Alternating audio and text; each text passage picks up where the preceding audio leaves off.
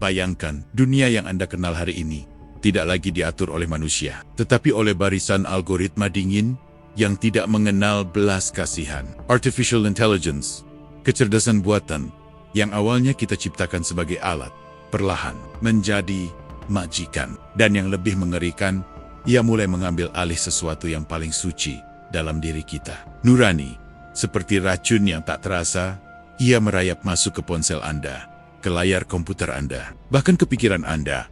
Kita mengira AI hanyalah teknologi, tapi di balik layar ada proyek besar, ada skenario global, ada grand design untuk menghapuskan hati nurani manusia dan menggantinya dengan kode.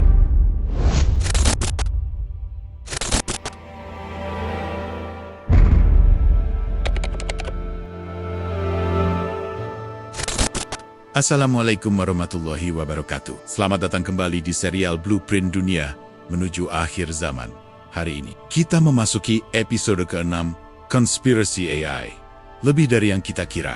Kita hidup di era yang disebut revolusi teknologi. Semua orang membicarakannya dengan euforia, seolah dunia baru penuh keajaiban telah tiba. Tapi di balik sorak-sorai itu, ada sesuatu yang jauh lebih besar, lebih gelap, lebih mengancam daripada semua revolusi sebelumnya. Inilah era ketika kecerdasan buatan, artificial intelligence, tidak lagi sekadar alat bantu manusia. Ia perlahan menjelma menjadi entitas baru, yang diam-diam sedang mengambil alih dunia. Coba lihat sekelilingmu. AI ada di ponselmu, ada di mobilmu, di kulkas rumahmu, bahkan di mimbar rumah ibadahmu. Setiap gerakan jarimu, setiap klik di layar, setiap kata dalam obrolanmu, semua direkam, dicatat, dianalisis, dan yang lebih menakutkan, semua itu dilakukan dengan alasan manis untuk kenyamananmu. Seperti kuda Troya dalam mitologi Yunani, AI masuk ke kehidupan kita dengan wajah ramah.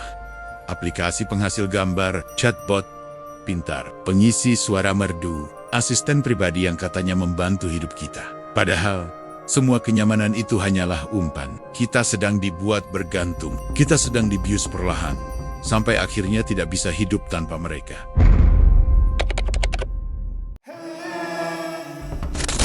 Tapi ini bukan sekadar soal teknologi, ini adalah senjata strategis. Ingat baik-baik, AI bukan milik rakyat. Ia dikuasai oleh segelintir elit global.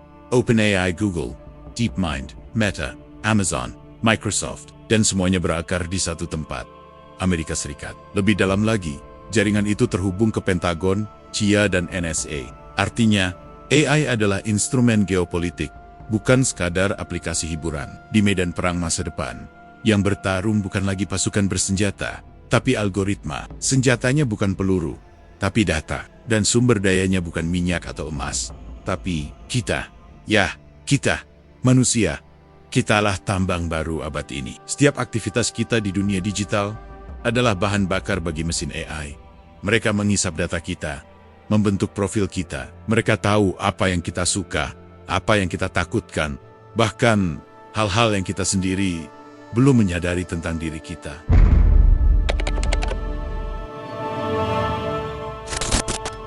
Dan dari semua itu, mereka belajar mengendalikan kita. Ironisnya, banyak dari kita yang justru menyambutnya dengan sukacita. AI bisa menulis lebih cepat dari kita. AI bisa menggambar lebih indah. AI bisa menjawab soal, menyusun konten, bahkan mengajar. Tanpa terasa, fungsi-fungsi dasar manusia mulai digantikan.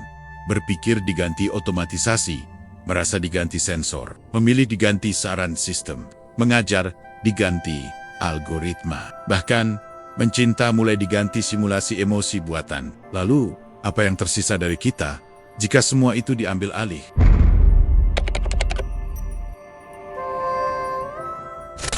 Yang lebih mengerikan, AI hari ini sedang dilatih untuk menentukan kebenaran. Tapi kebenaran versi siapa? Bukan berdasar wahyu, bukan berdasar nurani, melainkan berdasar dataset yang dipilih, disensor, dan ditentukan oleh pemilik sistem. Akibatnya, halal bisa disebut ekstrem, haram bisa dianggap inklusif, yang sesat bisa dipuji sebagai progresif. Semua itu bukan diputuskan oleh ulama atau akal sehat manusia, tapi oleh mesin. Inilah bentuk baru kolonialisme kesadaran. Sistem moral kita diserahkan pada jaringan dingin tanpa ruh, tanpa hati, tanpa belas kasih.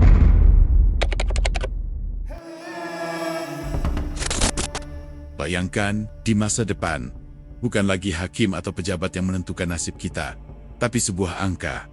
Angka itu muncul dari algoritma, skor yang menghitung setiap langkah kita, setiap transaksi, setiap kata yang kita ucapkan, setiap postingan yang kita tulis. Inilah yang disebut social credit score. Di Cina, realitas ini sudah hidup. Orang dengan skor rendah tidak bisa naik kereta, tidak bisa pesan hotel. Bahkan sekadar memesan makanan bisa dibatasi. Pinjaman ditolak, pintu transportasi tertutup. Akses sosial terkunci. Di barat, wujudnya berbeda, tapi esensinya sama. Jika opini kita menyimpang dari arus utama, akun kita dibisukan. Jika pandangan kita tak sesuai narasi resmi, konten kita dihapus. Jika identitas kita dianggap tidak layak diblokir. Semua itu dijalankan bukan oleh manusia, tapi oleh mesin. Algoritma, AI, sebuah penjara tak terlihat, tanpa jeruji, tanpa sipir, tanpa ruang banding, tapi lebih menakutkan daripada penjara batu manapun.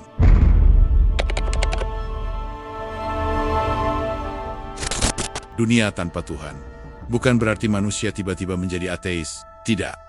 Manusia tetap punya iman. Tapi yang mereka imani bukan lagi wahyu. Yang mereka sembah adalah kebijakan platform. Yang mereka patuhi adalah moderator tak bernama. Yang mereka takuti adalah notifikasi merah bertuliskan, akun Anda dinonaktifkan. Maka lahirlah generasi yang lebih percaya rating aplikasi daripada doa. Lebih takut kehilangan sinyal daripada kehilangan iman. Lebih khawatir di-ban daripada dicatat dosanya. Inilah dunia efisien tapi tanpa jiwa. Canggih tapi kosong. Produktif tapi tak bermakna. Pertanyaan paling penting pun muncul. Apakah kita rela menyerahkan nurani kita kepada mesin tanpa ruh?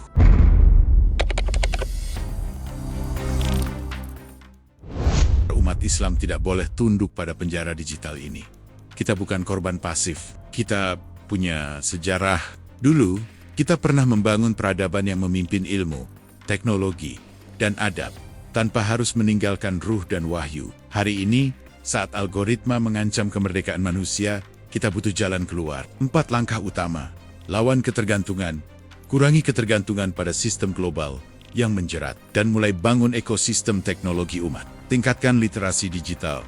Sadarkan generasi muda bahwa teknologi bukan hanya hiburan, tapi juga alat kendali. Jadikan masjid pusat kesadaran digital, bukan hanya tempat ibadah, tapi benteng intelektual dan pusat perlawanan terhadap penjajahan digital. Rebut kembali kedaulatan data server, platform, algoritma harus kembali ke tangan kita, bukan dikendalikan asing. Dan yang paling penting, jaga ruh, hati, dan adab. Tanpa itu, semua teknologi hanya akan berubah menjadi berhala baru.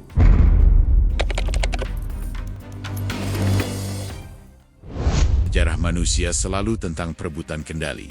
Dulu manusia berebut tanah, lalu bergeser menjadi perebutan minyak, kemudian berubah menjadi perebutan data. Dan kini, yang diperebutkan adalah yang paling dalam, kesadaran manusia itu sendiri. Kita bukan budak algoritma, kita adalah khalifah. Teknologi bukan tuan, ia hanyalah alat, dan alat itu harus tunduk pada wahyu. Wassalamualaikum warahmatullahi wabarakatuh.